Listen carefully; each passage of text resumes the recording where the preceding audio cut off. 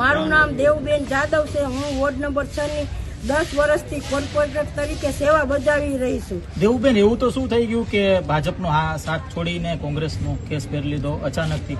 જો ભાઈ, અમે ભાજપમાં ચૂંટાયા 2 વખત અને પહેલી વખત કરતા બીજી વખત એના કરતા પણ ઝાઝા મતે ચૂંટાયા હતા અને અમે લોકોની સેવા કરી, એવી રીતે જેવી સેવા કરી એવી રીતે અમને મત મળ્યા। અમે લોકોની સાથે રહ્યા, લોકો અમારી સાથે છે અને અત્યારે અમે બધાને પણ હારે રાખી અને બધી પૂછી અને અમે કોંગ્રેસનો ખેસ ધારણ કર્યો છે કે તમે લોકો અમે તમારું કામ કર્યું હોય તો તમે અમારી હારે રહ્યો, તો બધાનો સાથ સહકાર લઈ અને અમે કોંગ્રેસનો ખેસ ધારણ કર્યો છે। દેવુબેન, ખાસ તો તમને સસ્પેન્ડ કરવામાં આવ્યા હતા 6 વર્ષ માટે। એક કહી શકાય કે કૌભાંડનો આક્ષેપ લાગ્યો છે। એક સરખા જે આપણા કુટુંબના સભ્યો છે તેઓને ક્વાર્ટર મળ્યા, શું કહેશો?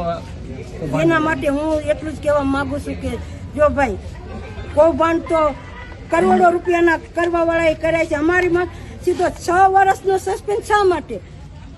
અમે એવું કઈ કૌભાંડ કર્યું નથી તો 6 વર્ષની ચૂંટણીઓ કેટલી વર્ષમાં આવી જાય ત્યાં લગી અમે ક્યાંય બીજાને ટાંગ ન લડાવી એવા અમારી માટે એવા આરોપ નાખ્યા। કોને નાખ્યા, કોને તૈયારી કરી, કેવી રીતે કરી એ હું કઈ જાણતી નથી। કોણ છે હિત શત્રુ? કોણ છે તોય અંદાજો? હિત શત્રુ ભાઈ પ્રેસ મીડિયા વાળા, તમે બધેથી જાણકારી મેળવી અને મેળવો। મેં ક્યારેય પ્રતિક્રિયા આપી નહોતી, ત્યારે એમને સસ્પેન્ડ કર્યા ત્યારે ક્યારેય 1 મિનિટ અને મેં ક્યારે કોઈ પક્ષનું ક્યારેય, મેં એક નાગરિક અને એક કોર્પોરેટર તરીકે કામ કર્યું છે ભાઈ। અને મને એવું લાગ્યું કે આપણે હવે આમાં નથી રહેવું અને કોંગ્રેસમાં જવું છે તો બધાનો સાથ સહકાર લઈ અને અમે બધાને પૂછી અને પછી એમાં અમે કેસ ધારણ કર્યો। કારણ અમારી માથે આવા ખોટા આરોપ નાખ્યા અને સસ્પેન્ડ કર્યા ખોટી રીતે। આવો સસ્પેન્સ સાંભળો, મારી એક વાત, સામાન્ય માણસ, એક હું સામાન્ય સ્ત્રી છું, સ્ત્રી માથે આવો આરોપ ખોટી રીતે કેવી રીતે થઈ શકે?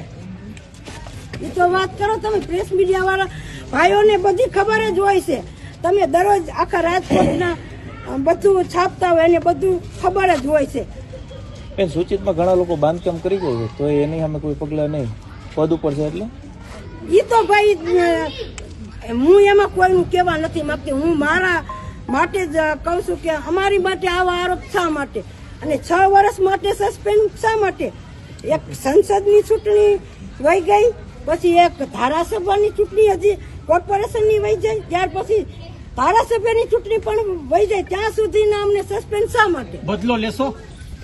બદલો લેવા જો અમે તૈયાર જ છીએ અને લેશું હોત અને કરી બતાવશું પણ।